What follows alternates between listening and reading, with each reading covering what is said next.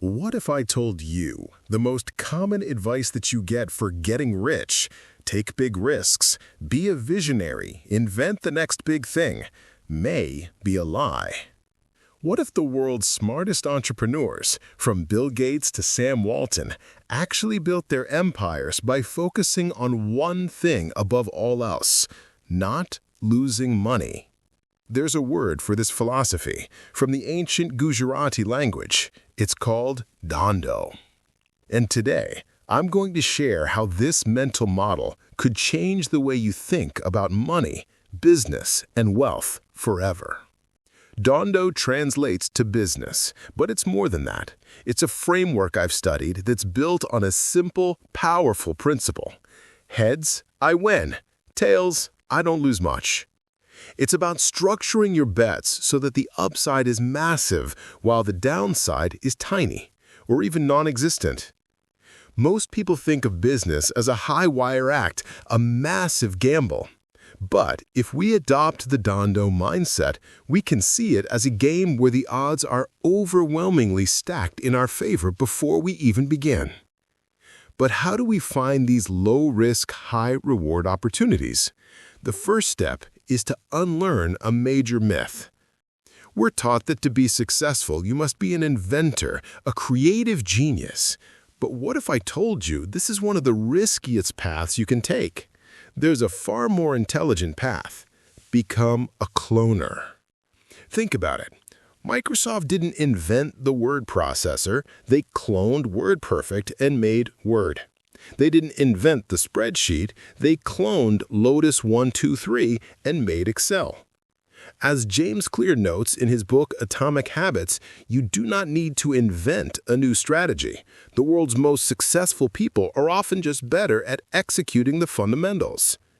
Sam Walton didn't invent the department store. He meticulously copied the best ideas from Sears and Kmart, improved them, and built the Walmart empire. Howard Schultz didn't invent the coffee shop. He cloned the Italian espresso bar experience and brought it to America with Starbucks. Cloning isn't about blind copying. It's about taking a proven concept and executing it better, cheaper, or for a new market. It removes the massive risk of inventing something from scratch and lets you start the race 90% of the way to the finish line. This leads to the second core principle of this low-risk philosophy. The greatest entrepreneurs are not daredevils. They are masters of risk elimination.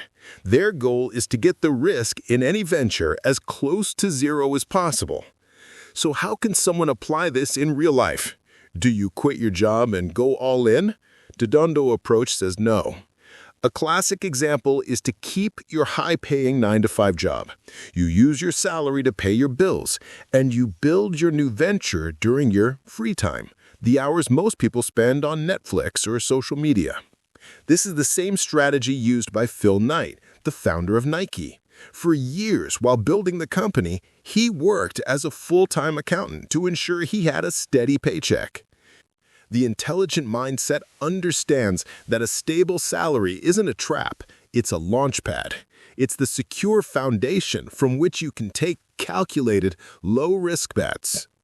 This philosophy was perfected by one community of immigrants who used it to dominate an entire industry in America. In the 1970s, a group of Indian immigrants with the last name Patel were expelled from Uganda with almost nothing. Many came to America and saw an opportunity in rundown roadside motels.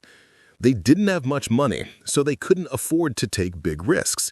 Instead, they applied this low-risk framework perfectly. A Patel family would buy a small, struggling motel. Then they would fire all the staff. The entire family, husband, wife, kids, would move into the manager's suite. They became the receptionist, the cleaners, the laundry service. Their costs plummeted to almost zero. This allowed them to do two things. One, they could offer lower room rates than their competitors, attracting more customers. Two, they could save almost every dollar of profit. They used those savings to buy another motel and then another. Today, despite being less than 0.2 2% of the U.S. population, it's estimated that the Patel community owns more than 60% of all motels in the United States. They didn't invent anything. They took on almost no financial risk because their costs were so low. Heads, they won. Tails, they didn't lose much. That is the power of this framework. So what can we learn from this? The path to wealth isn't always about taking wild swings. It's about finding opportunities where the odds are in our favor. It's about cloning what works, not just inventing what's new. It's about minimizing your downside so you can stay in a game long enough for your upside to pay off. And above all, it's about understanding that the most intelligent way to win is to set up a game you can't lose. If you want more lessons that break down the mental models of the world's most successful people, make sure you subscribe to Intelligent Learner. Thanks for watching.